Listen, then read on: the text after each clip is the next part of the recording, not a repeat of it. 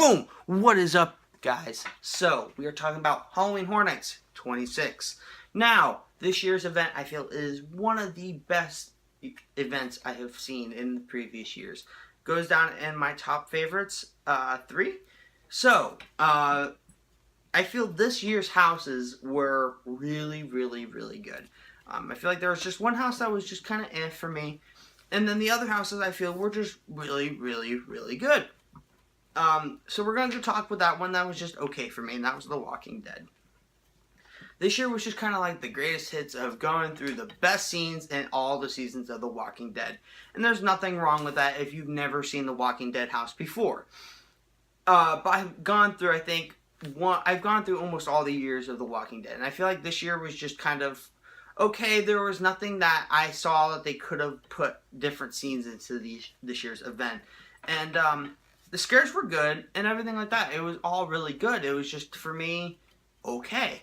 I don't suggest this house if it's over like a 40-minute wait, because I feel like there are so many better houses out there that you can go and see. If you've never gone to a Walking Dead house, I suggest going to this house, because you get to experience all the seasons. I'm going to give this a 3.5 out of 5. And then the next house, I feel like it just had a bad walkthrough, to be honest, and that was Krampus. I feel like there was just a cast change. And there was just a lack of scare actors. So it consisted of a lot of just walking into rooms and seeing those scare actors. And that's not on their fault. That's just on me for having bad luck with the timing. And I really, really liked the facade. And the scares were good when I got scared. I only saw Krampus, I think, one time. And then going through his the snow globe and then into his lair, I thought that was a really, really cool effect and how they pulled it off. Really, really enjoyed this house with the set design. Very, very nice. I feel like the scares were lacking, and it's because of the shift change, the cast change. And I definitely want to go through this house again. I'm going to give it a 3.5 out of 5 as well. Now, the rest of these houses were all extremely, extremely good. And they don't go in a particular order. I just think that they deserve no number because they are all just really, really good houses. And the house I'm just going to talk about now is The Exorcist. I really, really like this house, and I was curious how they were going to work it out, because considering you're going through the same room over and over and over again, they made it different every time you walked through it to make it where you couldn't see the scares coming, and how you went through the barf mattress, and you follow the scene very, very well. It follows the movie pretty good, close to it. They kept it original, which I really, really liked with that. How it was unique every time you went into the same room again. The scares are solid, the makeup's good, and the set design was amazing. I'm going to give this house a 4 out of 5, and this is definitely one of the houses you should definitely go through. All of these houses you should definitely go through. Express is worth it, guys. Next house, Lunatic's Playground in 3D. You don't stand a chance. Now, I feel like this house, for 3D wise, is one of the best 3D houses out there. I feel like this stands up with Penn and Teller and the In Between. Those houses, I think, are some of the better 3D houses I have experienced, and this one goes right up there with it. The scare actors were on point, and it was very disorienting, as a 3D house should be. I really, really liked it. The set design was cool. And first time I've ever seen a house over there by Men in Black. I'm going to give this house a 4 out of 5 as well. And yeah, which house should I pick now? Let's go with Ghost Town, Curse of Lightning's Gulch. I really, really, really like this house. I'm a huge fan of the original house ideas, and this one does not disappoint for me. I like the Western atmosphere and the environment. I liked how it was raining, and the scares were good. This house had one of the best scares for me, and it was really, really early into the house. I'm not going to say where, because I don't want to ruin it for people. I really, really enjoyed this house a lot, and I'm going to give it a 4.5 out of 5. The very big set designs of going through like the saloon, the gold mine, and like the central town area of it, and having everyone shooting guns and everything like that. Very, very cool effect, and yeah, great makeup and everything as well. I'm going to give it a 4 out of 5. And then the next house we're going to go through is Tomb of the Ancients. This is the very, very first house of the night I went through. And this house is not to disappoint. The only thing I can say constructively that I think Universal may need to work on is maybe making it a little bit lighter in there. When I went, it was still daylight out. And it was the darkest house we went through. Very, very, very, very dark. Maybe so dark that you missed some of the scares, because I couldn't see a whole lot of detail in it because it was just so dark in there.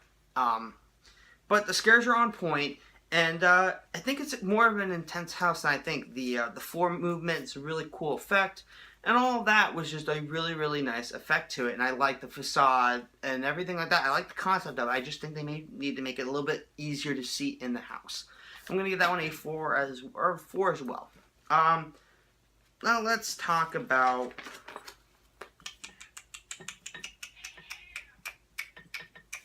Halloween. Hell Comes to Haddonfield. This house for me, I was extremely excited for the sheer fact that I love the one back in 2014, and this one is just on par with it. I think it's one of the best houses of the year. The scares are on point, and the set design is amazing, and I liked how they finished the end of the house. And if they continue with the Halloween, I'd be curious how they continue with that as well. If they're going to bring back that effect, they're going to make a different effect. I'm not going to ruin it if you haven't been through the house yet.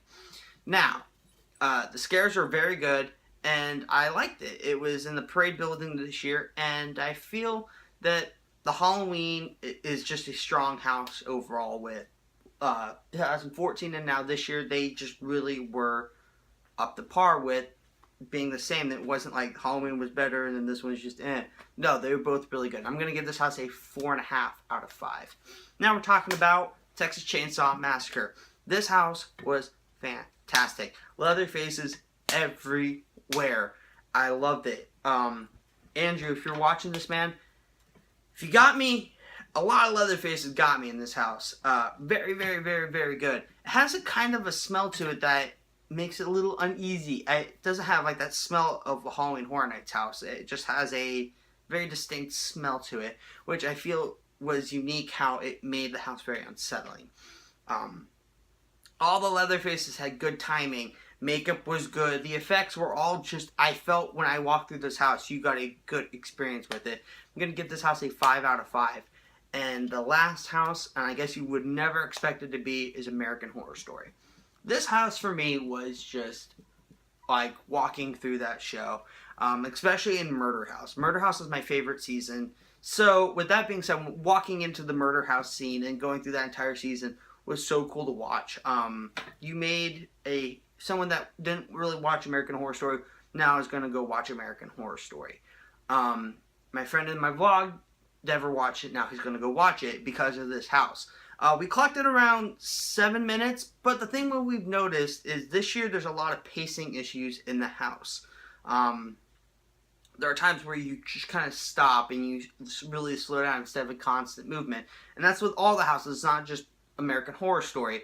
It could just be a pacing issue with having too many people in the house at once, but it could just be that people are just slowing down this year with it. And there's nothing wrong with that. It could be a little bit shorter than that, but I'm thinking it's going to be between the 5 and 6 minute range. Freak Show, the scene where you go through Freak Show, really, really, really good. Going through Hotel, really good. I haven't seen Hotel yet, so that segment of the house really got me excited to see Hotel. And then you kind of going through the grand finale of the house, and everything was just really, really, really nice for me. And this year's event, again, I can't say enough, was fantastic, and I'm going back again without Express. And if you guys haven't gone yet and you've already bought your tickets, please go buy Express. I know it's going to be steep coming up now. It's going to be like between $100 and just going up from that point. But you got to realize that when American Horror Story is like a 3-hour wait and you may only have to wait half hour for it, it makes it so worth it at that point. Because you are literally cutting your time in half. And the people that are going through American Horror Story are literally missing half the time for that event, just alone waiting for one house.